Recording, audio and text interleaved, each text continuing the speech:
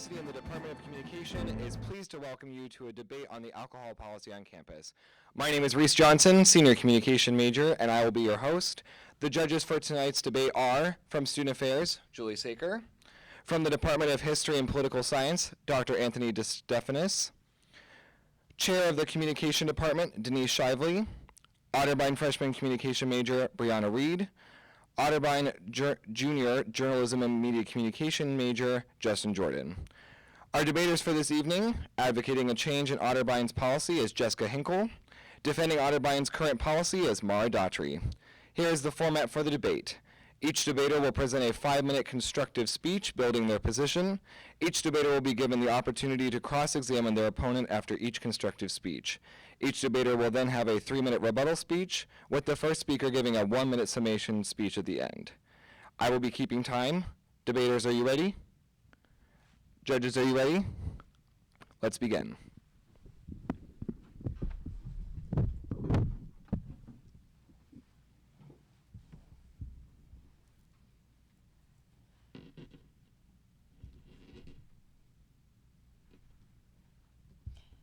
As it stands right now, Otterbein is a dry campus. Although all of us know that, it is time that we look at our policy and reflect on if it is effective or even a safe policy. My objective tonight is to present the Otterbein's alcohol policy, give evidence to show that it is not effective, and to present a potential plan that might benefit the lives of the students and faculty here on campus. Under the definition of a dry campus, the possession of and consumption of alcohol on this campus is prohibited. This includes students who are of the legal age and prohibiting them to exercise their legal right in their own living spaces. It says that alcohol will not be consumed or allowed on the campus grounds, in the university buildings, in fraternity or sorority houses, resident halls, campus apartments, or themed houses. So in a perfect world, Otterbein is completely alcohol-free, right? However, this is not a perfect world, and the thought of a dry campus is unrealistic. Alcohol still exists on this campus, whether people want it or not. In the criminal log of the Otterbein Police Department has shown over 30 alcohol-related police reports in 2015 alone, and these are only the ones that are reported, not the ones that go unknown. Unfortunately, ultimately, alcohol is present, and it is important to look at the school's alcohol policy. In our alcohol policy, it states that alcohol consumption is best done off campus. This then leads for students pursuing this activity off campus and elsewhere, which could mean students, unfortunately, drunkenly getting in cars and driving home. In the Otterbein Police Department crime log as well, it also states that multiple traffic stops in 2015 alone were made with students drinking while operating a vehicle. If the school is concerned about the safety of its students, it should realize that banning alcohol drives students to do alcohol activities in an unsafe way. Our policy also continues to contradict itself when speaking about drinking in university buildings. It states, alcohol beverages may not be served or consumed at social events held in buildings on campus, in fraternity houses, residence halls, themed houses, or campus apartments. However, alcohol may be served in conjunction with state regulations at Frank Museum of Art, located at 39 South Vine Street in Westerville. Why would we ban alcohol and put strict reprimands on students, but allow alcohol only in one building? This is a gross inconsistency. Along with the contradictions, the policy states that Otterbein is a community functioning on the basis of mutual trust and responsibility. But if the school was to truly trust the students, why would they not trust students who are 21 to be responsible and to exercise their legal right? So far, I have given evidence that drinking still occurs on our campus, and our policy is inconsistent, contradictory, and overall ineffective. Students who are of age to drink are being criminalized for exercising their right, even if they're doing it in a safe way on campus. I would like to propose a two-step solution to this dilemma. Number one, we should take the steps similar to Butler University. This is a university similar to us in size and community. They are a wet campus. They provide multiple options for students to go to for prevention of alcohol abuse and more. Their mission statement states that the prevalence of alcohol on campus is a reality. I encourage Otterbein to realize this reality and take similar steps to to Butler University.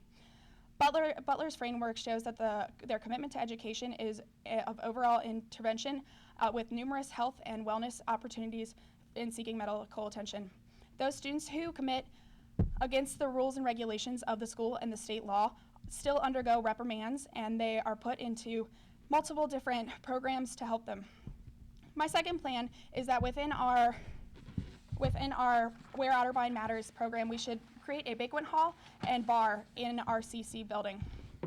This would give us multiple chances to safely drink and for the university to safely regulate it. Many organizations such as orientation leaders, Greek life, and even faculty can use this as a banquet hall and more. It would ultimately benefit the university, profit the university, and help prevent irresponsible and binge drinking. A dry campus or not alcohol is present no matter what. It's the responsibility of the school to give students a safe and social and educational place to live. Thank you.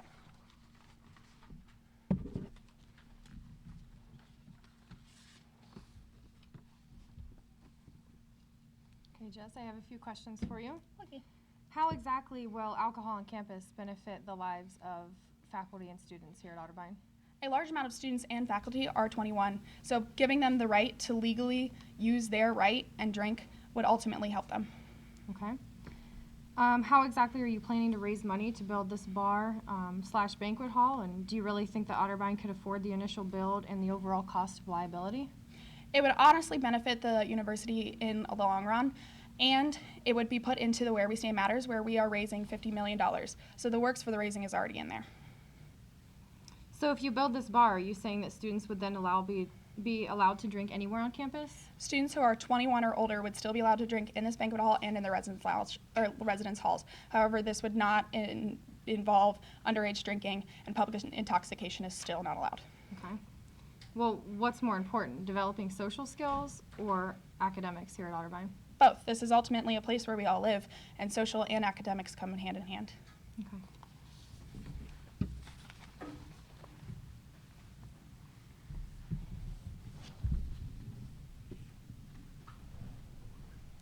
According to the Otterbein Judicial Policies webpage, this is a Level 3 violation. The state of Ohio liquor control law prohibits the purchase, possession, or consumption of alcoholic beverages or beer by persons under the age of 21 years. Otterbein, as a United Methodist-related university, recognizes the merit of the United Methodist position that abstinence is a responsible form of Christian love and witness. The university believes that the consumption of alcoholic beverages enhances neither the educational process nor the quality of life. But more than our affiliation with the United Methodist Church is the current policy makes sense for the well-being of the campus community. As an institution of higher learning, we should promote positive values. Drinking alcohol is not a healthy activity. According to the U.S. Department of Health and Human Services website, drinking too much increases your chance of being injured or even killed. Alcohol is a factor, for example, in about 60% of fatal burn injuries, drownings, homicides, and 50% of severe trauma injuries and sexual assaults, and 40% of fatal motor vehicle crashes, suicides, and fatal falls. Heavy drinkers have a greater risk of developing liver disease, heart disease, sleep disorders, depression, stroke, bleeding from the stomach, sexually transmitted infections from unsafe sex, and severe types of cancer. They may also have problems managing diabetes, high blood pressure, and other conditions. Therefore, we should be promoting less alcohol consumption and less alcohol is consumed on dry campuses. Evidence from a 1994 study of 140 campuses published in the Journal of the American Medical Association suggests that individual binge drinking is less likely if the school prohibits the alcohol use for all persons, even those older than the age of 21. Are those differences caused by self-selection rather than by alcohol policies? Or in other words, are dry campuses simply more appealing to students less likely to binge drink? A 2001 study in the Journal of Studies on Alcohol suggests that self-selection only partly explains the lower rates of drinking on dry campuses. Drawing on a survey of more than 11,000 students at 19 dry and 76 wet colleges, it found that students who were heavy alcohol drinkers in high school tended to drink less heavily when they attended colleges with dry policies. The same study also undermined the theory that dry policies simply push drinking off campuses. It found that on-campus residents at dry colleges were less likely to drink heavily at off-campus events, such as fraternity parties. In fact, the report concluded these findings do not support the assumption that the displacement of heavy drinking off campus and a heightened risk of drinking and driving and other drug use will occur at schools that ban alcohol. And drinking on campus also increases the risk of sexual assault. According to Richardson and Shields, in the October 2015 issue of Commentary, in a study of more than 1,300 colleges and universities have found that far fewer accusations of sexual assault are levied at schools that ban alcohol and prohibit opposite-sex overnight guests in residence halls. Their findings suggest that students are not so much victims of a rape culture as they are victims of faulty institutional policies that contribute to a higher risk of sexual assault. Drinking affects retention rates, especially for male students, and we all know Otterbein cannot afford to lose male students. According to the Alcohol Consumption and Retention in the spring of 2015 issue of College Street Journal, a survey of 820 students from 2 Midwestern universities, a higher percentage of male students reported drinking and heavily episodic drinking than did female students.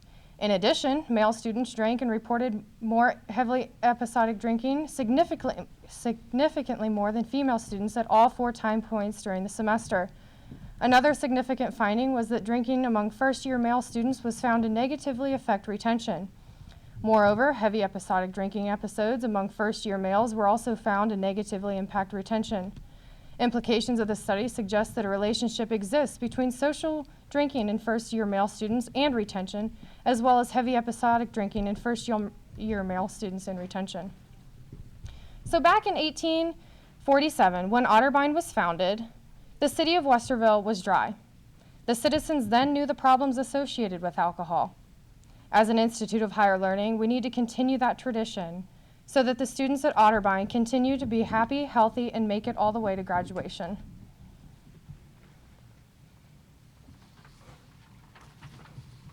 All right, Mara. So if alcohol enhances the risks of students getting in car crashes or being harmed, why would our school's policy encourage off-campus drinking? Well, students don't have to necessarily get in a car to drink. They can just walk right up the street to Uptown. Not to mention that would support the local economy. You also mentioned sexual assault as a result of drinking. So does sexual assault not happen on our campus then? Well, I couldn't find much about Otterbein, but according to Kent State University's Sexual Relationship Violence Support Services, more than 100,000 students were too intoxicated to know whether they consented to sexual intercourse, and more than 70,000 students experienced alcohol-related sexual assault or date rape. On a campus that the majority of students live on campus, so are you saying that social interactions aren't as important as academics, or do they go hand in hand? Well, I think overall the purpose of college is academics. The importance of academics outweigh the importance of social interactions, especially when they involve alcohol. So on a dry campus, are you saying binge drinking does not happen on this campus then? According to the 2001 study in the journal Studies on Alcohol, found that students who were heavily episodic drinkers in high school tended to drink less heavily when they attended colleges with dry policy. And the same study also undermined that the theory that dry policies simply push drinking off campuses. Those are all my questions.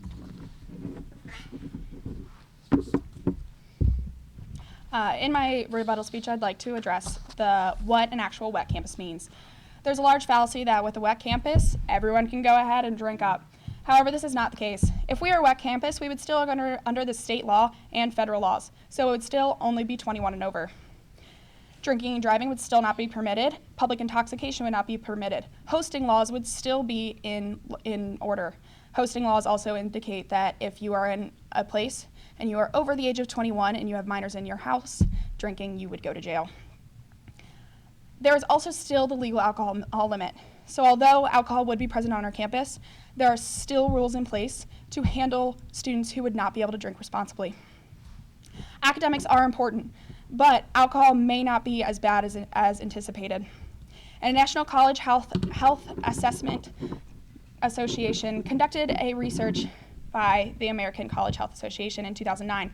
They found that alcohol use only affected academics 3.8% of the time. Although there is a result of drinking, they do not talk about it being off campus or on campus, and do acknowledge that drinking would happen regardless. In a Wet Campus Truth article, the data reflects that stress, sleep difficulties, the cold, and even computer games is a bigger influence on students' games than alcohol. They found that out of a list of 32 variables, drinking fell at 18 of the affected academic performances. So unless we start regulating computer games in dorms, we shouldn't be regulating alcohol. Many studies have started to show that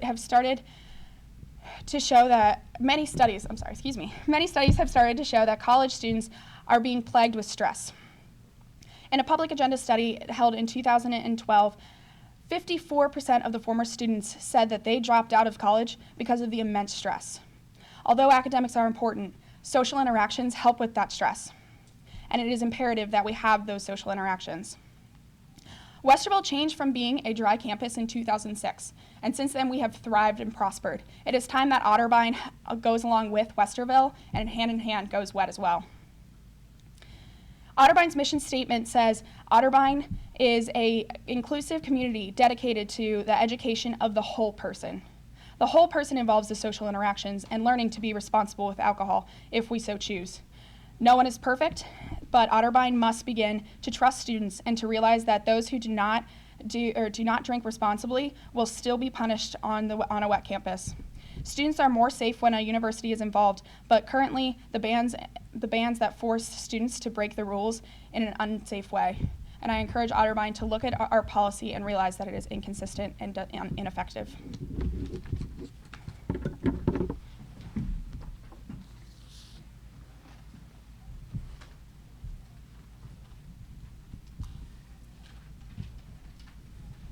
The majority of the time, college drinking is harmless. Students are able to limit their alcohol intake and make mature choices to stay safe.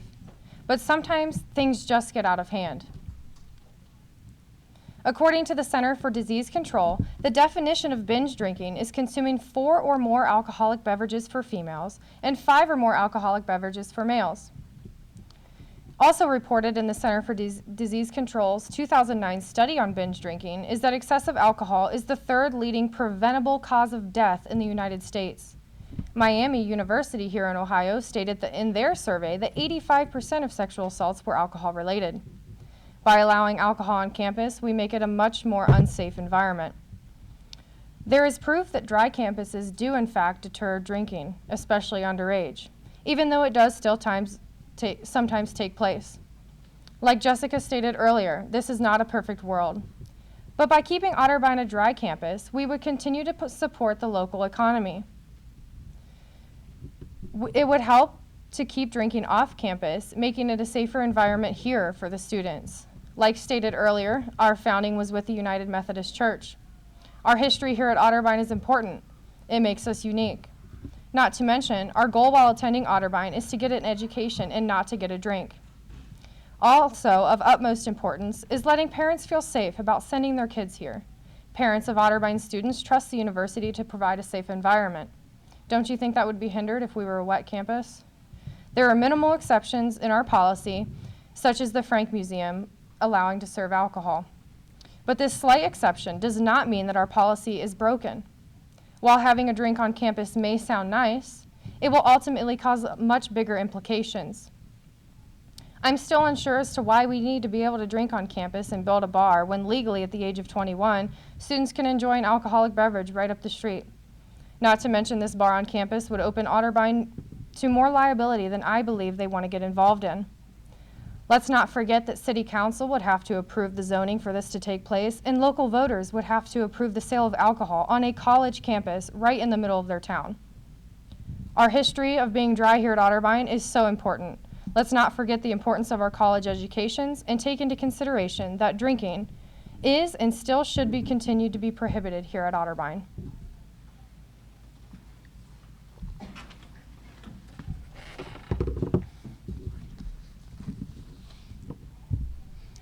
My objective here tonight is not to tell you that alcohol is bad. It's not to tell you alcohol is good. My objective tonight was to tell you that what Otterbein is doing right now in not educating students and not allowing students to have their legal rights is wrong. Our policy that we have is inconsistent and contradictory.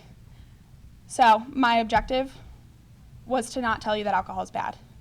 It's to tell you that Otterbein needs to change. Whether our history says it or not, we must continue to move forward and reevaluate what our policies are.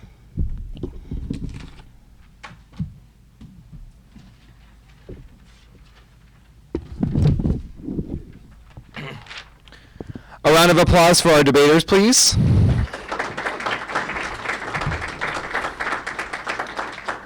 We also would like to thank Otterbein TV, WOBN Radio for the live coverage of this debate.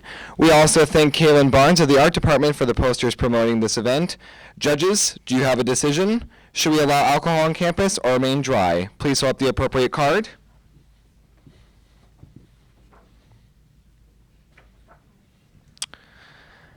And the winner is Mara. Please stand. Thank you, and we will see you next semester when we continue the Otterbein debates. Thank you and have a good night.